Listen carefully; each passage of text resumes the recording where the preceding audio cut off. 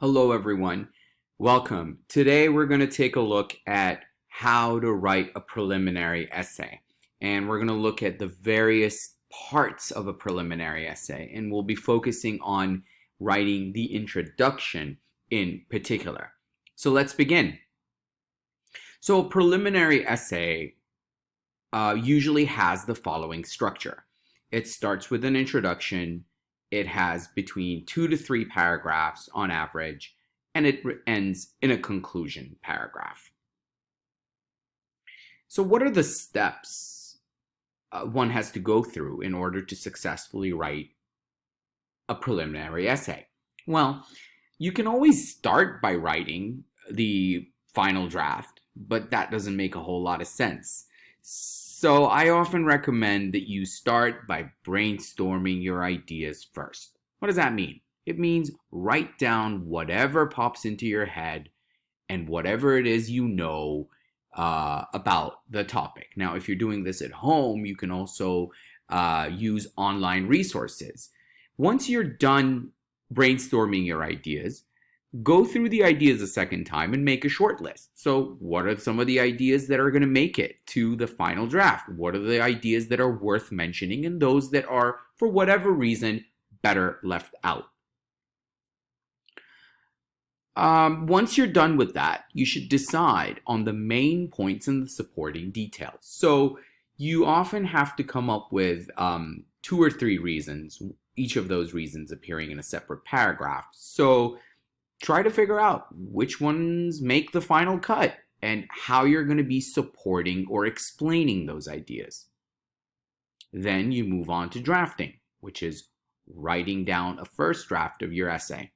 And we all know that the first draft is never complete, so you have to go back and redraft. All right, so now that we've covered the various steps, let's take a look at the main what is the main focus of today's talk, and that is the introduction. So the introduction of your essay should introduce the subject area. That's the first aim.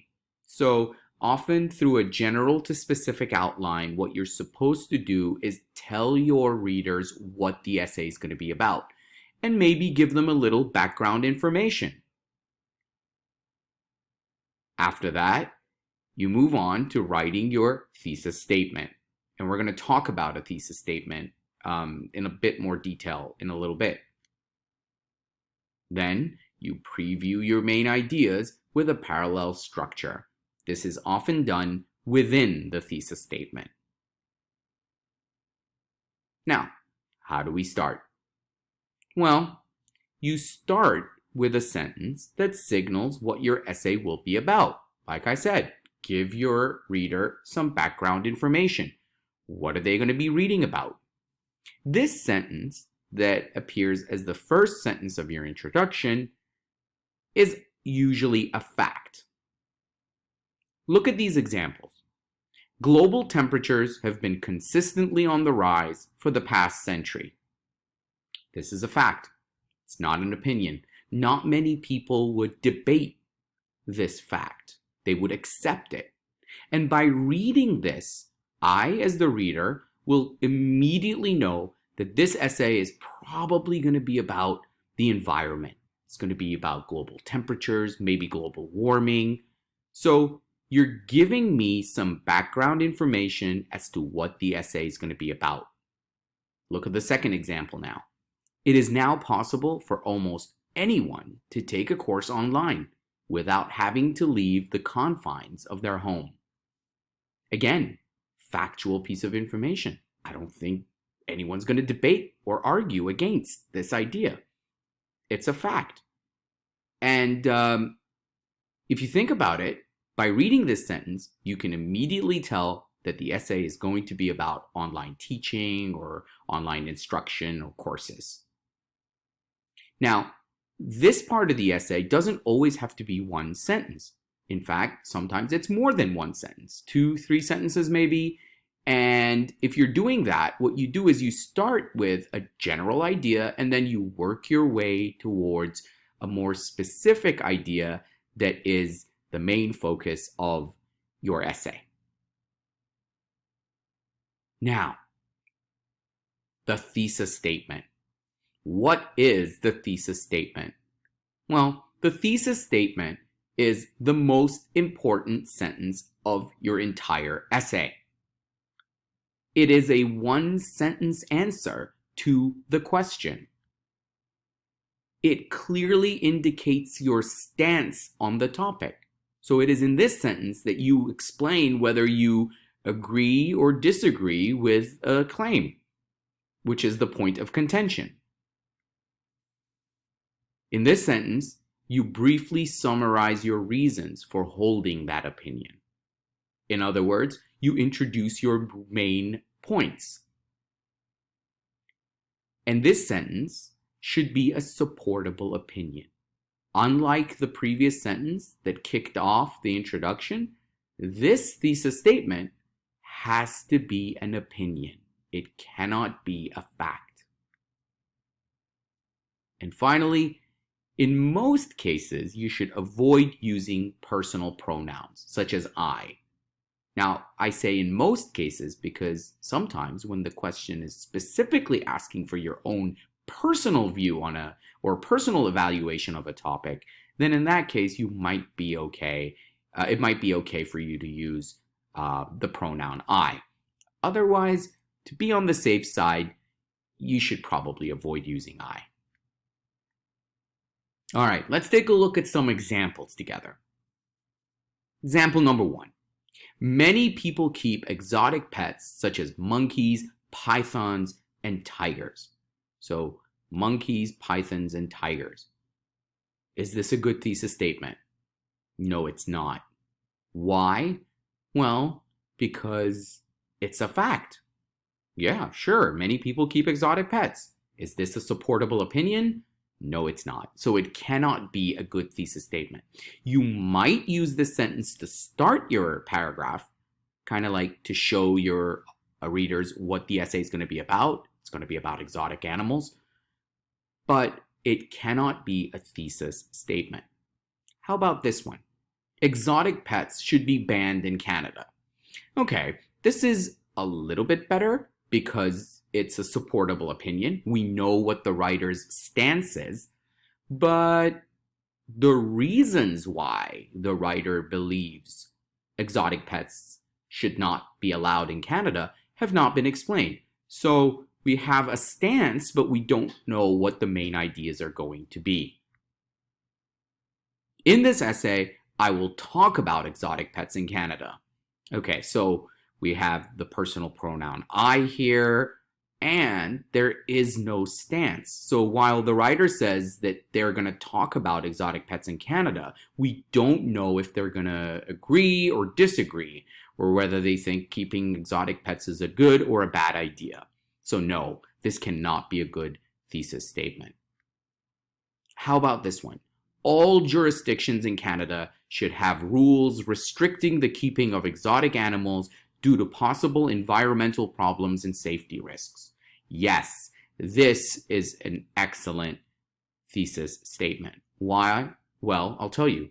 First of all, we have a clearly supportable opinion, which is the stance of the writer. So, should have rules restricting the keeping of exotic animals. We know that the writer is against keeping exotic animals as pets. And what are the reasons? Well, the writer's probably going to be discussing these two main ideas, which are possible environmental problems and the safety risks. So we have a thesis statement that does everything it should ideally do. All right, so a good thesis statement is often said to follow a parallel structure. In fact, we call these theses a three-pronged thesis statement. What does it mean? A three-pronged thesis statement is one that introduces main ideas with a parallel structure. Take a look at this example. Cooking is a valuable skill because it has nutritional, social, and psychological benefits. What are the three benefits? Well, they've been summarized in the form of three adjectives: nutritional, social, and psychological. This is balanced because all three reasons have been summarized in the form of an adjective. It's not like one is a complete sentence, another one is an adjective, and the other one is a noun phrase. No, we have three adjectives, parallel. They mirror each other. Look at these examples. Swimming pools in schools are a good investment for three reasons. First, swimming is so important that all children should learn how to swim. Second, having pools on site is very convenient for lessons.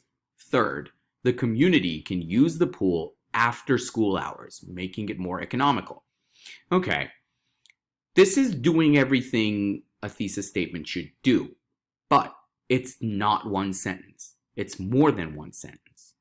2, it's not brief or concise. It's a very long and extended thesis. And 3, we have 3 separate main ideas introduced, but each is a separate paragraph. Okay, how could we possibly improve this? We'll take a look at this revised example.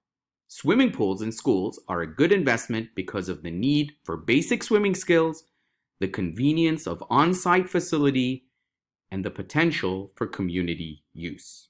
So here we have the same 3 ideas expressed in the form of 3 noun phrases, which is a very obvious improvement over the previous draft.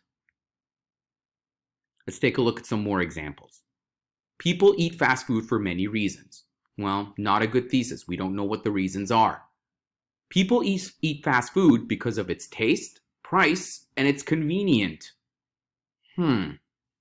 Taste, noun, price, noun, it is convenient. Clause. Although this is better than the previous thesis, because the previous one doesn't really specify what the reasons are, this one is still not good enough because we have taste, noun, price, noun, and then a clause. So no parallel structure here. How about this one? People eat fast food because of its taste, price, and convenience. Perfect. Noun, noun, noun.